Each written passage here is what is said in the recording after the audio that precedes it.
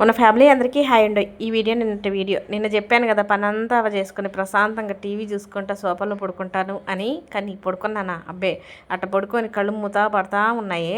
చింతపండు గుర్తుకొస్తుందనమాట. ఏదో సినిమాలో ఒక డైలాగ్ ఉంటుంది కదా, లేవు బాబు లేవు లేవు, ఓయ్ బాబు లేవు లేవు అంటారు కదా. అట్లా ఈ చింతపండు కూడా లేమ్మ లే, ఎన్ని రోజులు తెస్తావు ఈ చింతపండు, ఈ పని అట్టే ఉంచుతావా, ఎన్ని రోజులు పేరబెడతావు అన్నట్టు పద్దాక కళ్ళలోకి అదే వస్తుంది. కళ్ళు మూసుకుంటే చింతపండు గుర్తుకొస్తుంది. అమ్మ, ఈ చింతపండుతో పెద్ద తలనొప్పి వచ్చిందిగా, ఇది తీయపోతే అప్పటిదాకా మనకు ప్రశాంతత ఉండదులే అని నిద్రపోలేదు, ఏం లేదు. కొద్దిసేపు అట్లా నడుము వాల్చిన ఎమ్మటనే లేసేసి చింతపండు ఇది తీస్తున్నా. ఈ చింతపండు ఇత్తి అయిపోయిందాక మనకు ప్రశాంతత ఉండదురో బాబోయ్.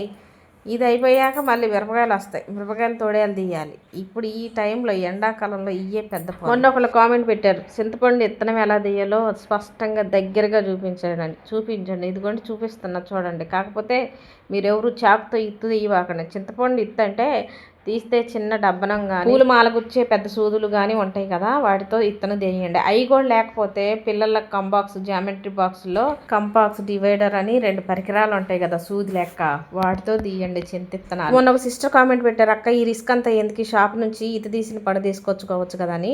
నేను ఎప్పుడు కూడా షాప్ నుంచి తెప్పిను, కానీ ఇలా కొన్న చింతపండు అయిపోయిందని మొన్ననే మా వారు నాకు 1/2 కేజీ చింతపండు తెమ్మంటే తెచ్చారు. పేరుకి ఇది తీసిన చింతపండు కానీ అన్ని ఇత్తనాలు. మళ్ళీ కేజీ 170 రూపాయలు అంట. షాపు వాళ్ళు తప్పు కాదండి, షాపు వాళ్ళకి అమ్మే వాళ్ళు అలా ఇస్తారు. కేజీ 170 పెట్టి తెచ్చుకొని మళ్ళీ వాటిలో ఇత్తనాలు ఏరే కంటే కేజీ 100 రూపాయలకు తెచ్చుకొని ఇలా ఇది తీసుకొని శుభ్రంగా డబ్బాలో పెట్టుకున్నాం అనుకోండి, సంవత్సరం పాటు సరిపోతుంది.